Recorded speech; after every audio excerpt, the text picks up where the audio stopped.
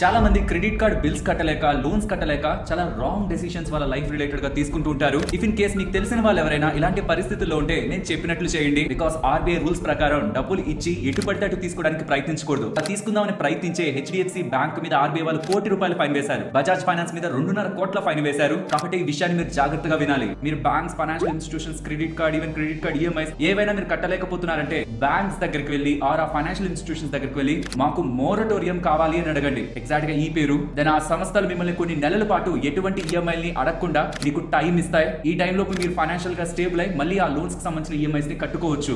మిమ్మల్ని హెరాస్ చేసే హక్కు ఏ బ్యాంక్ ఆర్ ఫైనాన్షియల్ ఇన్స్టిట్యూషన్స్ కి లేదు. ఈ ఆర్బీఐ సర్క్యులర్ ప్రకారం ఏ బ్యాంక్ ఆర్ ఫైనాన్షియల్ ఇన్స్టిట్యూషన్ కూడా మీ పైకి ఒక మనిషిని పంపించి మిమ్మల్ని తిట్టించి డబ్బులు తీసుకురావడానికి ప్రయత్నించకూడదు. మీరు పనిచేస్తున్న దగ్గర కానీ మీ ఇంటి దగ్గర కానీ ఇష్టం వచ్చిన సమయాల్లోకి ఎవరు రాకూడదు. కేవలం మార్నింగ్ 8 నుంచి ఈవినింగ్ 7 PM లోపే మిమ్మల్ని కాంటాక్ట్ చేయాలి. అది కూడా మిమ్మల్ని హెరాస్మెంట్ చేసే విధంగా కాదు. అయినా సరే ఏ బ్యాంక్ ఆర్ ఫైనాన్షియల్ ఇన్స్టిట్యూషన్ చేస్తున్నా మీరు జస్ట్ గూగుల్లో ఆర్బీఐ అని టైప్ చేసి వస్తున్న ఈ వెబ్సైట్ ఓపెన్ చేసి ఇంకొంత డౌన్ సైడ్ కి వస్తే ఈ లోగో కనిపిస్తుందా, ఇది క్లిక్ చేసి ఫైల్ ఏ కంప్లైంట్ క్లిక్ చేసి మీకు జరిగిన విషయాన్ని ఆర్బీఐ కి క్లియర్ గా చెప్తే ఆర్బీఐ వాళ్ళు స్టార్టింగ్ లో చెప్పినట్లు వాళ్ళపై యాక్షన్ తీసుకుంటారు. తొందరపడి రాంగ్ స్టెప్స్ తీసుకోకండి. నేను చెప్పిన ప్రాసెస్ ని ఫాలో అవ్వండి. Information me friends and family members కూడా తెలియాలి. తప్పకుండా షేర్ చేయండి. కంటెంట్ నచ్చితే లైక్ చేస్తూ మీరు అలా వెళ్లే ముందు ఛానల్ ని సబ్స్క్రైబ్ చేయొచ్చు కదా.